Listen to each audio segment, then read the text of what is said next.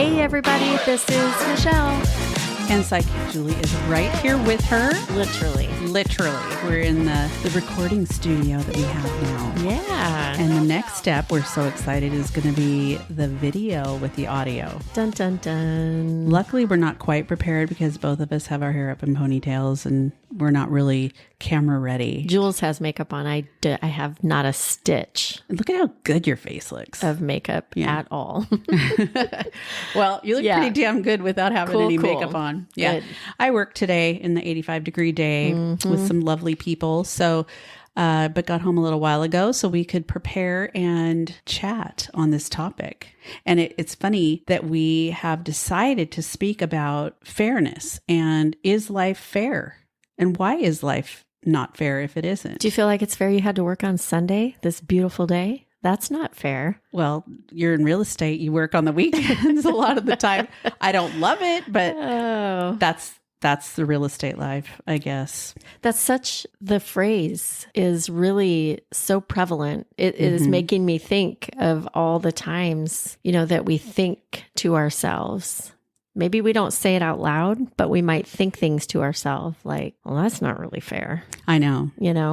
Well, and this came up last week, I think, when we were recording. You said, well, is everything really fair? And we were recording and we're like, hey, that's kind of a topic maybe we can go down a rabbit hole on with some other time, which is today. Yeah. Because it really did get me thinking about how I always want to try to make everything fair. And the reality is that, life isn't really fair. And so it's kind of what you do with what you got, I suppose, right? Yeah. Yeah. And just to hear you say life's not fair, there's so many things that I'm thinking that goes to. I know. As far as not being fair. Okay, I have to pause for a moment because sitting at this table in our new studio, I'm finding that I'm talking with my hands. Well, much more than I ever have. That's okay. It's just interesting. I just You're noticed my arms yourself. were flailing here as I was trying to express what I was trying to say. I'm sitting here like a little schoolgirl with my hands clasped in my in to my the lap. side. Yeah, to the side with my legs crossed. Yeah, I look very prim and proper. I don't.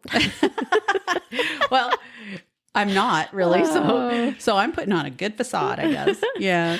Anyways. Well, it made me think about a lot of one of the things that I definitely ran across, parenting, Michelle and I were just talking about how, gosh, there's so many things that we could have learned before today on parenting, because I got to tell you, my youngest in particular was the one that always was like, that's not fair.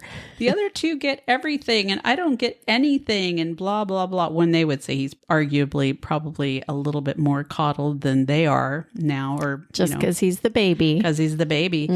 But I recall when going through the divorce, this came up because we had the oldest who had pretty much everything when it came to college, right? So he got to go to the college he wanted. That was totally his choice.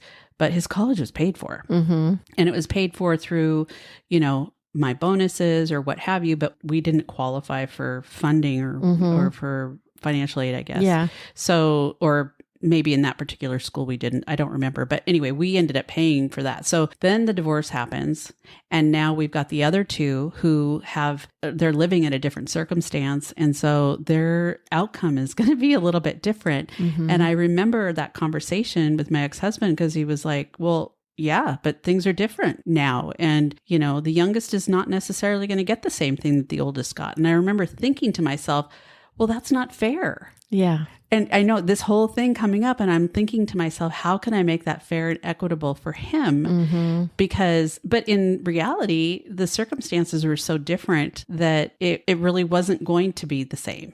Same scenario, only opposite for me. The older ones, circumstances were such, none of my first three went to college. Yeah. My oldest went for a year to Cornish College of the Arts. Couldn't afford to keep doing that. Yeah, that's an expensive one. Then the divorce happened. And my youngest, it was my way of making sure that he didn't have to go through what the other three did.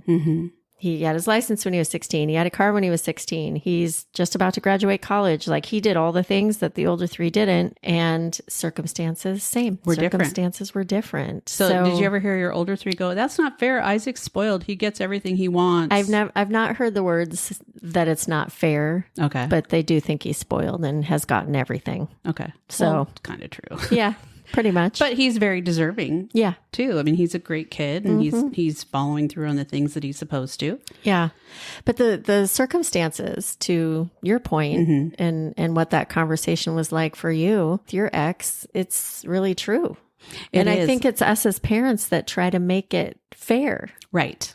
Because we see it in our own heads and say, gosh, that's really not fair. You feel like in some respects, I remember that conversation with my youngest and thinking, I don't want to fail him because he had this expectation, obviously, that was probably kind of unreasonable when you really thought about it, but he didn't know all the details of things. So how would he know? Yeah. But it was not something that was handled in the same way at all. Right.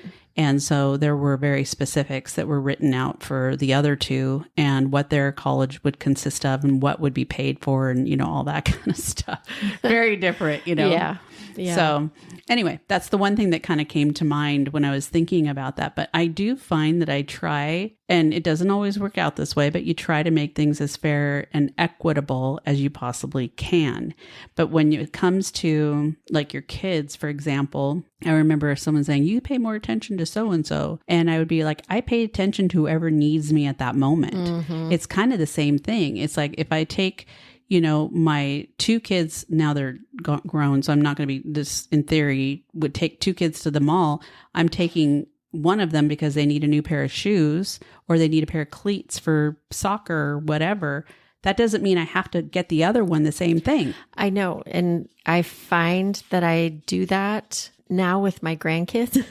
Trying to make it fair and even. Yeah, well, yeah, it's like I don't always do it, but I feel like I have to get 6 of everything. You know, if I'm getting sidewalk chalk, for example, and I want to make sure there's 6 at least so that everybody will have one. Right. Those kinds of things, because you don't want anybody to feel left out. But it, I think, can be extreme when birthdays are coming around and things like that.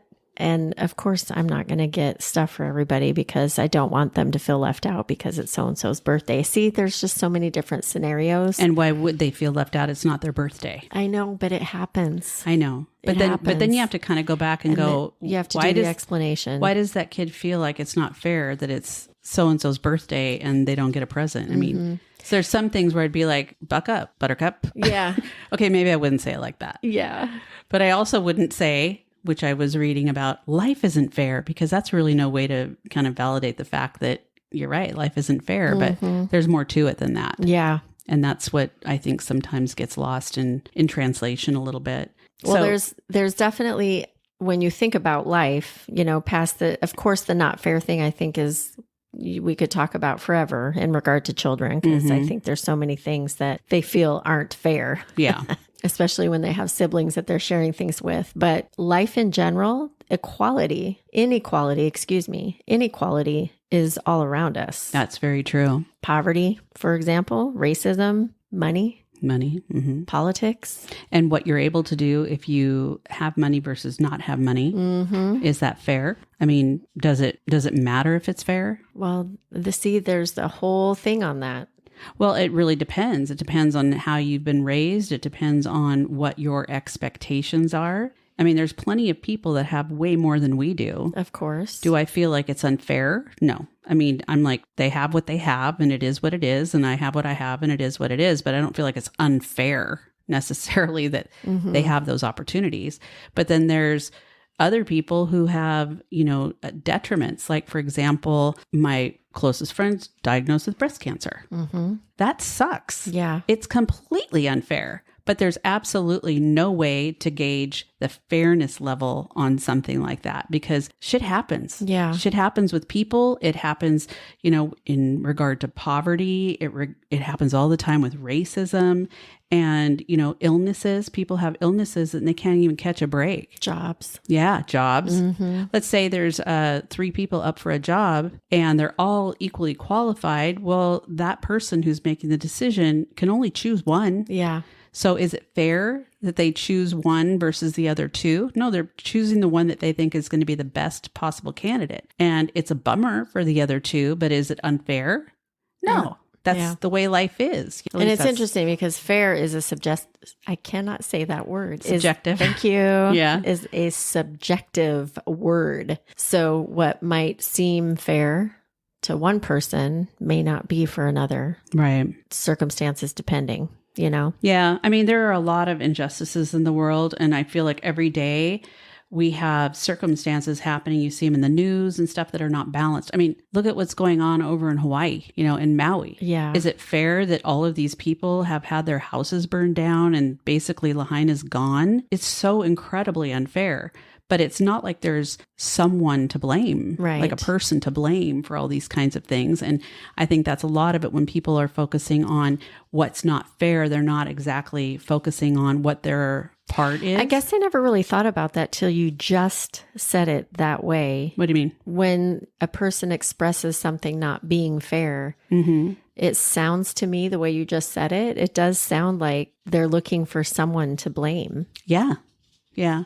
Like who's or to fault? validate that they're to not validate how they're feeling. Right. This unfairness. I think a lot of it too is how you handle things that you believe are unfair. There are a lot of, like I said, injustices that take place. And most of the time it's things you don't have a lot of control over. So you have to kind of roll with the punches in some respect or go, wow, that really, really sucks. But if I sit here and wallow in the fact that it's not fair or that so-and-so has more than I do, or they get more than I do, or whatever the case may be, you're really not focusing on the right thing. Right. You're focusing on... Got to look at the why behind that. You do. Yeah. And you really have to look at, what the situation is, examine it, and determine what you want to do about it. Because maybe by something not being perceived as fair or just, it lights a fire into you. Yeah. That you want to focus on something a little bit harder, or you want to get better at whatever it is that you're supposed to be doing.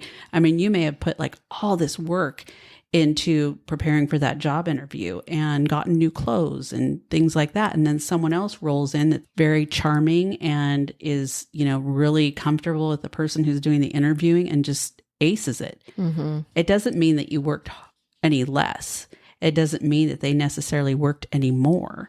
It's just their circumstance prevailed. Right. What happened with them worked, with that person that was hiring. So even when things are fair, I guess, it doesn't necessarily mean that everybody gets what they want. Exactly. Right? Yeah, that's my thought. I mean, and that's the whole thing when it comes to fairness and, equitable situations, you have to really kind of analyze that and say, most situations aren't going to be fair. Let's take here's one that's come up a lot in the media lately, and it's controversial. I said the word right. And that is college entrance and affirmative action. Yeah. So what are your thoughts? Do you think affirmative action is fair? There's a lot of people who don't think it is fair. But what it is trying to do is offer a level playing field for individuals who may not have had those types of opportunities. So is it fair or is it not Even fair? with affirmative action, that playing field is still not level. No. So, but we're removing affirmative action from a lot of things. Yeah. So that was very controversial, affirmative action. Right. And it's, when you're talking, we could go down that rabbit hole, but when you're talking about, minorities applying for, there's a lesser amount of individuals who are considered minority status applying for some of the same things in a larger pool of individuals who are not minorities. So I think that's where a lot of that evening out was supposed to be. It doesn't mean that person who is of color is less than in terms of their skill set or anything. right, to get into, a specific school or job or whatever. Mm-hmm. But yeah, there's a lot of people, mostly white, that have issues with affirmative action. Yeah. I personally don't have issues with affirmative Mm-hmm. action. I think you need to be able to level the playing field. But at the same time, my kids were not a part of all that. Right. So they would have to maybe I was work a going to little say, harder. I can't really speak to whether it's fair or not fair. Mm-hmm. Truly, it's because, like you said, it was mostly white people that don't think it's fair. Right. I find that interesting, but anyway, Yeah, that's a whole nother it is. topic. I know there's just like so many things in my head on that. It popped into my head because Yeah. that's the one where you hear people, adults, really saying, Yeah. it's just not fair. It's just not a fair way to approach things. And I'm Mm-hmm. like, well, I don't necessarily agree with that, but that's just my opinion, Mm-hmm. Yeah. So if you think about life in general, when you're out learning and you're out in the workforce and all that kind of stuff, it's incredibly competitive. Yeah. And so schoolwork, extracurricular activities, jobs, that are competitive, all that stuff is a part of what our day to day is. And so you end up finding that there's lots of different circumstances that aren't necessarily going to apply. Like I'm thinking about the select sports like that my kids had played. Mm-hmm. And you think your kid's the best, of course, but they're not getting the playing time. Right. And so you're thinking, oh, they're favoring so-and-so. Oh, they're doing this. That's probably the one time when you can go, it's just not fair because you think your kid should be getting more playing time. Mm-hmm. And there's all these different ways you have to approach coaches if you're going to even approach them at all, or it's going to make it worse for your kid. Yeah. And what can they do to level that playing field? They can just play better, really. I mean, because the reality is that it might not be completely fair. It's all strategy and how the coach is planning to win the game. At the same time, I've seen it in sports. I've seen it in the workplace. It's not always what you know. Sometimes it's who you know. I would absolutely agree. So even when it comes to play better, you can do that and you can really be the best. And still, I saw that at Nordstrom all the time. The fucking time. When it came to like your numbers you had to make, or even when you're making the numbers, just when it comes to promotions, people like sometimes I would see promotions happen and I would just scratch my head and I would be like, they must be sleeping with somebody. yeah, because you're kind of like, did they have a pulse? Maybe that's why they got promoted. And not anything that I had gone after. It's not because I didn't get it or because, and I'm not even speaking to that, but I just bring that up because again, that's the part that may not be fair. Is the way people handle themselves in those positions of power. Yeah. Well, and fairness kind of, couples with equity. Yeah. So as long as you have an equal opportunity to apply for or to receive that promotion or whatever, everything is still based on people's opinion. It's not always about the numbers. It's not always about the stuff that's in black and white on paper. It's about their interpretations, their subjective opinions and all kinds of crap like that. So you're definitely on the hook for that when it comes to some, maybe not getting something that you want. Yeah. The other thing too, I was thinking is that, we're kind of judged by what we do and not necessarily what we think. So if you kind of go into something and think, oh, I'm clearly the best at this. Clearly I should be number one. Clearly I should be the one that's receiving all the accolades, whatever. And you're not the one that wins the award. You're not the one that is on top or whatever. And you're feeling slighted. You have to remember that we're not judged on what we think. We're judged on what other people think and what they see.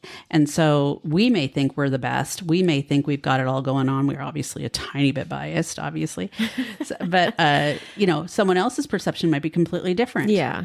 And so we have to live with that because they're the ones that are making the decisions. That's true in so many different situations. Also, I'm just thinking of the term that I've used so many times of take the high road. Yes. Taking the high road, going outside of drama when there's drama in a situation, not getting caught up in all of that, just in regard to being judged by our actions. Yeah. That's definitely a way to kind of look at it or appear to be better in that situation. Not that you're faking it, but truly. Yeah.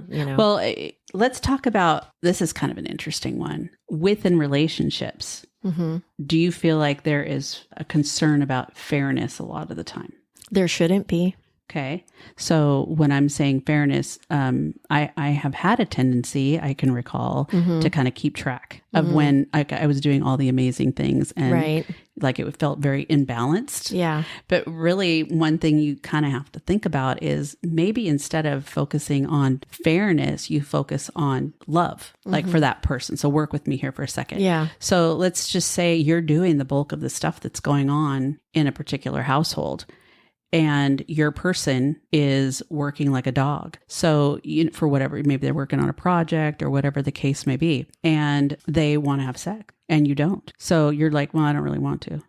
And they want to, but they don't because you're saying no. So is that fair to them? Or would it be something that would be more of a loving decision on your part to just say, yeah, I'll do it? There's Can you make it quick, please? That there was a lot in what you just said, and so many things I think that we learned through our long married relationship in regard to situations like that. And I heard something once that I think was pretty cool in regard to relationships, and it does kind of have to do with fairness in a way. It's a different way of looking at it, though. You always hear about how in relationships it's 50-50. Right. And I think if you are able to come together with your partner and really evaluate where you're at for the day, you're typically, both of you are going to be, working a long work day, and you come back together, and maybe when you touch base, hey babe, how you feeling? Where do you think you're at today? And babe might be at 35. Yeah. They just want their feet rubbed. And babe might say, I'm feeling like I'm probably about 35. It was a pretty rough day. And then the partner can say, you know what? I got you. I'm at, what is that math? 65. Yeah. I got you. I'm 65% today, and together we're still making it 100. Right. I mean, you don't say that in that conversation, but literally, making those numbers matter and really wanting to find out. And that's where, because it'll go vice versa. The next day might be the 35 or 40%. Right. And so my partner's picking up. And that's where it all comes out as fair. It doesn't have to be that word. And, is this fair? Well, yeah, it doesn't have to be the word fair. I think it has to be thinking about someone other than yourself. Yeah. Because if you're thinking about fairness all the time in a relationship, you're going to be keeping track. And you do that when you start feeling resentful or when you feel like you're being taken advantage of in any relationship, I would imagine. Yeah. But then when you see that your person really needs something different, it's like maybe you sacrifice something on your own. It's not necessarily fair that you're giving up time with your girlfriends, for example, but your person needs you to be with them. It's so crazy when you're saying all these things, because in my mind, I'm like, when you're in that relationship with your person, none of that even matters. Well, I don't. True. It's just interesting to talk about these things out loud because, relationships in different situations like that are just such a display of actions all the time, right? And what you're doing day in and day out. But do you think that there's a large bulk of the population that doesn't think that way? Oh, I know. That's what I'm saying. It's so interesting to, yeah. I mean, that would be like the ideal scenario is that you guys are really in tune with what each other's got going on. So you don't feel like you're in a situation where you're being treated unfairly. And I don't feel like in relationships, you are necessarily going to always have everything be 50-50. Right. There's definitely going to be things where you've got your strength and they have their opportunity. I feel like I'm doing a review, an opportunity check, where you've got your strengths. They've got the things that they're not as good at, and you pick up those things. Yeah. Maybe you're a really good cook. Yeah. Maybe you're the one that does the cooking, but they do the shopping, or maybe you do the cooking and the shopping because they are away at work, away for a trip or something. Yeah. So, everything kind of ends up balancing out, if people pay attention to the needs of the other person. Yeah, their strengths. Yeah. The other thing, when you're thinking about, we're human beings, at least last time I checked, we make a lot of mistakes, right? I do. Do we? Okay, so you're kidding. perfect. The blonde is perfect. I'm kidding. Yeah. Yeah. We make a lot of mistakes. And so instead of having punitive action and people treating you unfairly, what we really want is for someone to say, wow, you really screwed up, but here's what you maybe need to do differently in the future and kind of teach you. Yeah. So fair or not fair, when we're being human beings, we're going to make mistakes. Yeah. And those may lead to unfairness and inequity, but that's all part of kind of that human experience, I would think, too. And giving grace is definitely important. And vice versa. Yeah. Like you said, giving grace. It's like, it's not just all about you. Yeah. At least last I checked. Yeah, it's not. It's not. The other thing I was thinking about in regard to relationships is that when you have relationships that are super dependent on their partner, they're grounded in that dependency, they will likely fail because you're going to find that there's a level of fairness that's not met in someone's eyes. That's why I would say it's important to be able to live independently. Yeah, for a while. I think that you kind of start running into situations where there's more like, I guess the best way to describe it would be like tit for tat. I will do this for you, but only if you do this for me, where it's kind of like balanced out that way. There's people that really think that way. It's like, I need to do this, but I'll do this for you instead. When you really love somebody, you're just like, I got you. Yeah. You don't have to worry about that. I think it's important to realize those differences, to your point, because keeping score in a relationship that's not going to work. No, it's not. You have to realize strengths and weaknesses and really know what your own weaknesses are so that you can acknowledge those. I think people sometimes are, again, I'm the one that has said this fairness thing so much. So I guess I'm speaking about myself to some degree, but it's like, I totally am outing myself. I feel like it's a selfish thing. Like when you think that it's a very, okay, well, I just called myself selfish. I mean, no. Michelle just called me. Not fair. Yeah, it's not fair. Yeah. No, but it's true. So being fair is good. Like I said, I always kind of try to make things as fair as I can, but really after that conversation that we had, I've been thinking about it for like the last week going, why am I feeling like I need to make everything fair? I don't want to hurt people's feelings. Yeah. I think that's what a lot of it is. I don't want people to feel bad or feel like they're less than or that they're not worthy of something, Yeah. And that's me though. That's not necessarily how they're feeling. Right. But that's how I'm feeling bad because I want them to be happy. Yeah. I don't know. I think that's also called enabling, but okay. Yeah. And I was just trying to think of the word and it's not coming to mind. Maybe it'll come to me as we're talking here, but yeah. Okay. Hopefully you'll just spout it out. Trying to make things good for everybody. I know me growing up and kind of in my family, it's like you just try and keep the peace. You just want everything.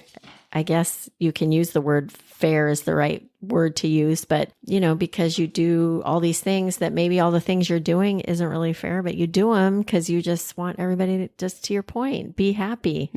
And you don't want conflict. That's it. Yeah. Or confrontation about things. And so you just kind of go with the flow. And is that in that scenario, is it fair to you?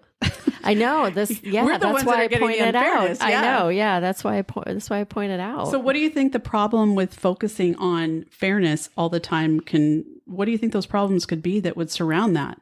Like if you're focusing on fairness all the time, as opposed to equity, or as opposed to kind of trying to explain or feeling like a victim because you're getting the short end of the stick way too often, or whatever the case may be, what could be some things that would come out of focusing on that negativity? I think over time, our hearts tend to become hardened when we're faced with doing that stuff all the time. Where at first you might be doing it to keep the peace, to avoid confrontation. Like you just said, it's not fair to ourselves when we do that.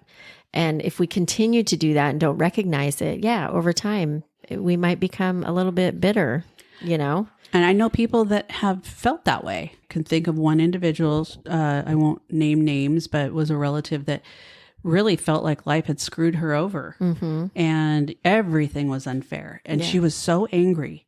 And probably unforgiving. So bitter. Yeah. So unforgiving. and just nasty at times. She just wasn't very nice, but it wasn't that she's not a nice person. It's just she let all of that stuff engulf her. Yeah. And all the unfairness and everything that I think that she felt, she died with. Yeah. So it was like she really let it take over. And so then you have to, like you said, it's like you're in a position where if you can keep harboring and holding on to things that you think, you got screwed over on this, or this isn't fair, or whatever the case may be, then that's exactly what's going to happen to you. Well, and I think we find ourselves behaving in ways that aren't very beautiful as far as our own selves. Right. You see a little bit more of an ugly side of yourself. Yeah, if we're giving somebody the silent treatment, or, you're just like pushing away and creating distance to be away from it, or withholding, period. Yeah, withholding. Yeah. And in relationships, we tend to do that sometimes with our love. Like, no, I'm not going to have sex with you tonight. Even though it's unfair. I'm withholding it. Yeah. Because you don't deserve it. Yeah. Or whatever or even guys never withhold sex, I don't think. So maybe the other way around wouldn't happen quite as often, but I think what it boils down to is it's all about perception. Mm-hmm. And when we look at circumstances, we see them through our own experiences and our own emotions and our own beliefs. And so we think that's the most just way, when in reality, that might not be the most just way. Right. So I would say along with that, we probably could do a better job as human beings looking at what's going on with someone else. For the other person, looking outside yourself. Yeah. Yeah. Because, and therein lies the selfish part, like you had brought up. Yeah. Well, okay, fine. How it can be selfish. Sorry, I didn't mean Okay, Michelle, just rub it in. I'm selfish. What else am I? I'm very generous, apparently. Yeah, you are generous. Okay, that's an inside joke. But anyway, so how often do you think you look at that? Of what the other person is experiencing? Yeah. I think it's something, I don't know. I think after doing this episode, it's definitely something that I will try to be more cognizant of. Right. In regard to my actions and what I'm doing. And even as far as families go, my children are grown now. Mm-hmm. And I think as moms, we tend to kind of be a little selfish in certain situations in regard to time that we get to spend with our adult children, or, with our grandkids and different things like that. So the way that what do you mean? Like we're being selfish with our time? Well, no, I think we get selfish if we're not getting the time that we are wanting, or that we feel that we should have. Mm-hmm. But they have busy lives, and I know. Who does this sound like? I know. It sounds like my mom. And I find that I'm recognizing that more as I am getting older, and as my kids are getting older. I might not, you hear there's a get together going on, but I haven't necessarily been invited yet. Yeah. Or do you just show up? And no, I don't. And so I just kind of wait for the invite. And my kids are like, Mom, this is happening. Just come over. And I have boys. They don't even think about it. Yeah, you have boys. So it's different. I do. Well, I do too. In that regard. Anyways, so I find that I can be a little selfish that way. Like, I'm just concerned about how I'm feeling about things. And then I'm like, when's the last time I called my mom and talked to her? Yeah. And it's the same thing. I'm busy and I got all this stuff going on and this, that, and the other. It's the same way with my kids. I wonder if your mom feels like it's unfair that she has 8 kids and none of them, well, she's got Karna. She's got one of them are kind of around her, but that they're all gone. Or does she just embraces her life? She's pretty independent. Yeah. So she does embrace it. I'm sure it's lonely at times, but she does do things that keeps her busy. So, well, let's talk about some things we can do to accept that life, when things don't seem fair, just things we can do to accept that, and how do we manage it? So I think first and foremost would probably be recognizing what the problem is and accepting that it's there. And some things, again, you have no control over. If it's truly even a problem. Right. We might see it as that. Well, maybe to you it is. To me, it might not be. But to you, it's maybe a bigger deal. Subjective part. Yeah. And there's so many things that are out there that we would deem as unfair, but that we can't control. Mm-hmm. Like, I know this is totally random off the topic, but every time I see one of those commercials about the dogs that are abandoned and those, I'm just like, how unfair is it that those poor little dogs are sitting out in the cold and those jackass people put them out there and didn't give them any food or shelter. Yeah. Maybe those jackass people need to be Can you tell shot. she's passionate about as I'm sitting here holding my little puppy who's biting my hand. So but again, going back to, I don't know where that came from, but going back to that, so it's accepting or acknowledging that there's something that exists that's really bothering you, and then doing something about it. So, what are some of the things that you can do? I think once you recognize whatever that problem is, you're best to really, I like to meditate on what some of those solutions might be in regard to it. It's really going to depend on a situation, how you choose to make it better once you've recognized whatever it is. It might not be what you want, but it might be what the right thing is. Yeah. And you might have to do some things, to your point, that you don't necessarily feel like you should have to. Right.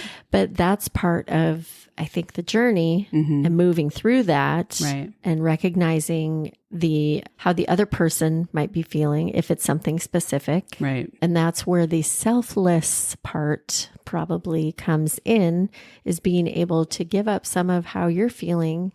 In order slighted. In order to come to some kind of resolution.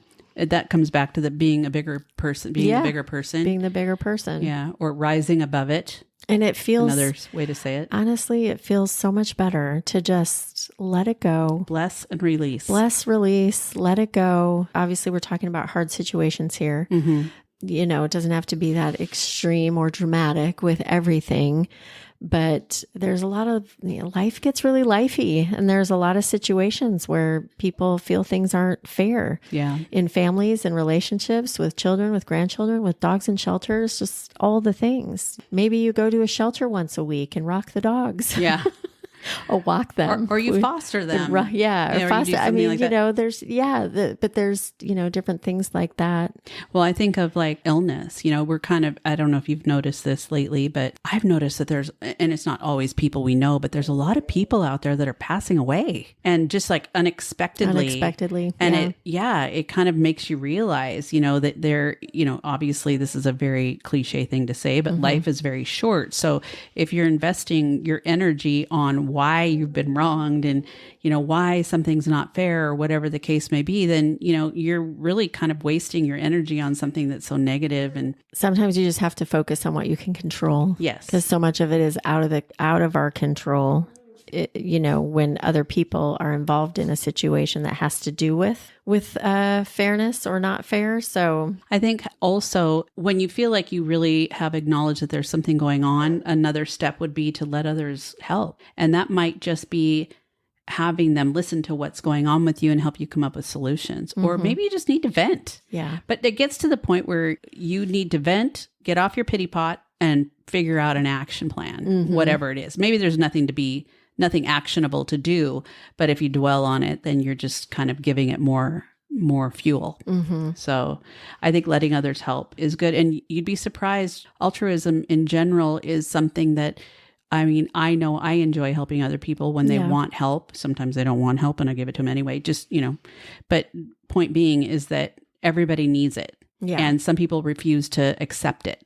And that might be one thing that you can do to accept whatever circumstance you're in. Learn how to be open to that. I know pride comes in a lot when things like that, happen. If somebody's helping you financially or helping your family emotionally or whatever it might be, sometimes the bigger lesson is for the person that is doing, that has the compassion and that is trying to help. Right. It's not always, again, the selfish thing. It's not always about you. Right. The pride and how you're feeling. Yeah. Sometimes you have to just kind of let that go. Yeah. A moment ago, I was talking about getting off your pity pot, and I think what I'm trying to say there is when you have circumstances that come up where you don't feel that they are fair, or you don't feel like you've been given a fair shake, or whatever the case may be, you still have to take ownership of whatever it is, because it's the reality, and focus on it from that standpoint, because otherwise you're just going to be a whiner. Yeah. And nobody likes to be around a whiner. Are you a winner or are you a whiner? just talking to somebody about this today. Really? How hard it is. It's challenging to be around, for me anyways, to be around somebody, sounds like it is for you too. Like Eeyore. That is so negative all the time. Yeah.